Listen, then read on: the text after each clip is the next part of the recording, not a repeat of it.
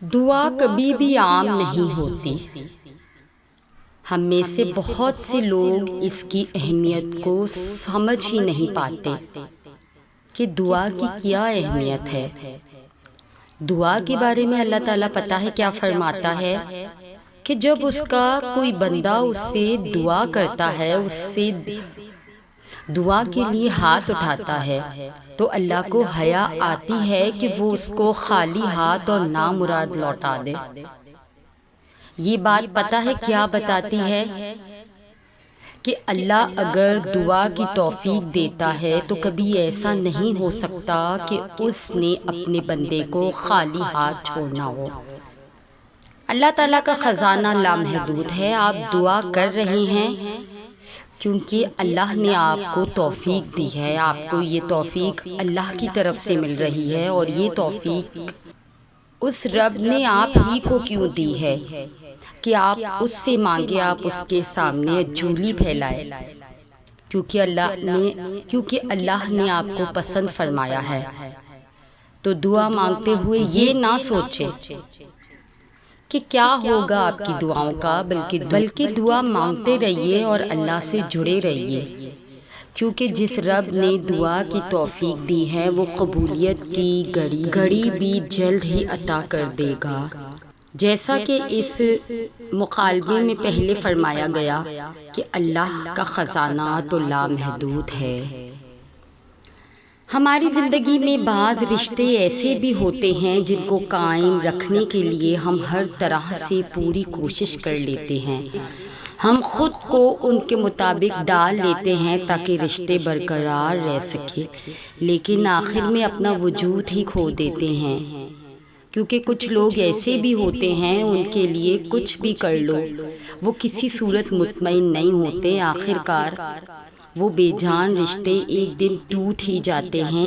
اس کے برعکس اگر کوئی اللہ سے اپنا رشتہ مضبوط کرتا ہے، اپنا رشتہ قائم کرتا ہے تو اللہ اس رشتے کو کبھی ٹوٹنے نہیں دیتا۔ اللہ تعالیٰ ہر موڑ پر، ہر مصیبت پر آپ کی مدد کرتا ہے۔ دعا کی قبولیت کی اللہ تعالیٰ نے چند نشانیاں انسان کو بتلائی ہے۔ انسان دعا مانگنا نہیں چھوڑتا۔ جس دعا کو قبول ہونا ہوتا ہے انسان وہ دعا مانگنا کبھی نہیں چھوڑتا۔ جب انسان کے دل میں کوئی خواہش پیدا ہوتی ہے تو وہ تہجد کی نماز ادا کرنے کا پابند ہو جاتا ہے، وہ باقاعدگی سے تہجد کی نماز ادا کرتا ہے۔ کہ دعا کی قبولیت کی نشانیوں میں سے ایک نشانی یہ بھی ہے کہ بندہ تہجد گزار ہو جاتا ہے۔ دعا مانگتے وقت مسلسل آنسوؤں کا آنا بھی دعا کی نشانیوں میں سے ایک نشانی ہے۔ دعا کے بعد انسان خود کو ہلکا اور پرسکون محسوس کرتا ہے۔ دعا کے بعد اللہ پر مسلسل توکل کا قائم رہنا بھی دعا کی ایک بڑی نشانی ہے، کہ انسان کا دماغ چاہے کہیں بھی ہو لیکن انسان کا دل اسی طرف ہوتا ہے کہ بے شک اللہ نے اس کی دعا کو ایک نہ ایک دن قبول کرنا ہی ہے۔ تو تم دعا کرتے رہو، اللہ وسیلے بنائے گا۔ ان لفظوں سے ہمیں بہت ہمت ملتی ہے کہ جہاں تک تمہارا گمان بھی نہیں جاتا اللہ وہاں سے بھی وسیلے بنانے پر قادر ہے۔ کتنی دلچسپ بات ہے نا، سمندروں کا مالک بس ایک آنسو سے محبت کرتا ہے۔ دنیا کسی کا بھی انتظار نہیں کرتی۔ آج سے کچھ سال پہلے میں زندگی کو ایسے نہیں دیکھا کرتا تھا جیسے اب دیکھتا ہوں۔ وہ دنیا جس کے بارے میں آج سے 6 سال پہلے سوچا کرتا تھا وہ اس دنیا سے بہت مختلف تھی جو آج میرے سامنے ہے۔ جب ہم چھوٹے ہوتے تھے، یا یوں کہنا زیادہ مناسب رہے گا کہ جب ہم نادان ہوتے تھے، تب ہماری زندگی کو دیکھنے کا انداز بڑا مختلف ہوتا تھا۔ تب ہمیں لگتا تھا کہ جیسے ہم لوگوں کے لیے بڑی اہم ہیں، اور پھر اسی لیے اس نادانی کی عمر میں ہم اپنے راستے میں آنے والے ہر انسان سے اور ہر چیز سے دل لگا لیتے تھے۔ ہمیں لگنے لگتا تھا کہ جیسے سب کچھ ہمارا ہے اور جیسے یہ دنیا ہی سب کچھ ہے. ہمیں بھی ایسا ہی لگا کرتا تھا.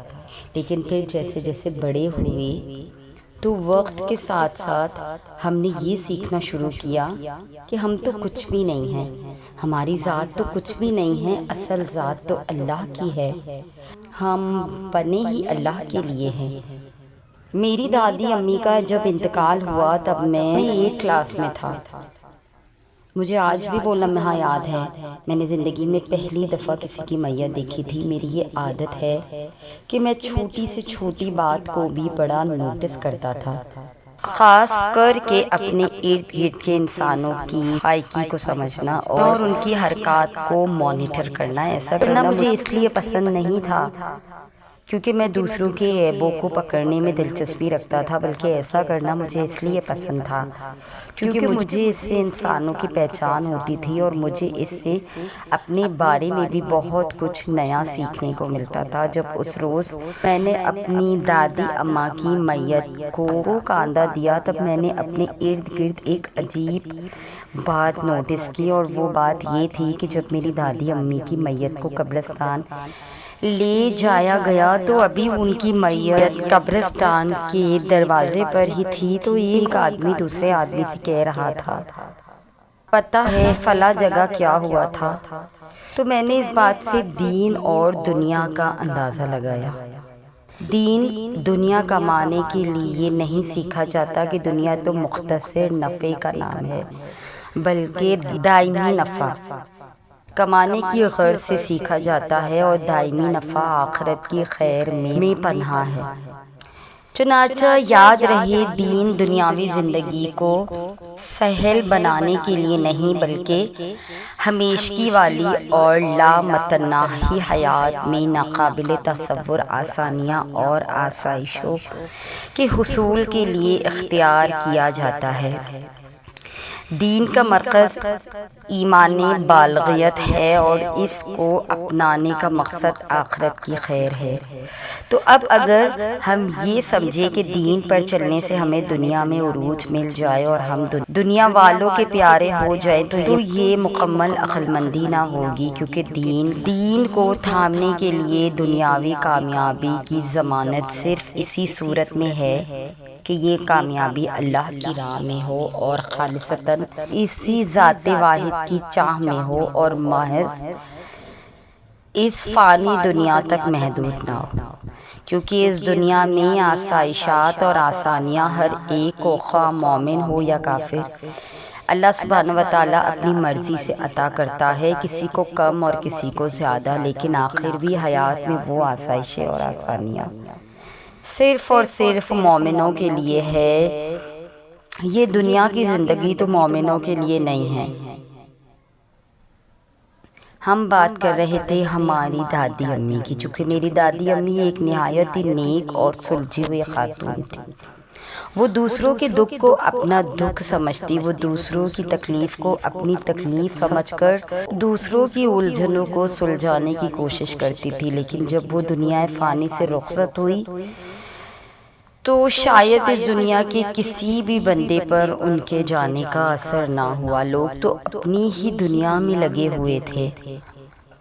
تو بات صرف اتنی ہے کہ مومنوں کے لیے مخصوص کر دی جائے دنیا، یہ غلط بات ہے.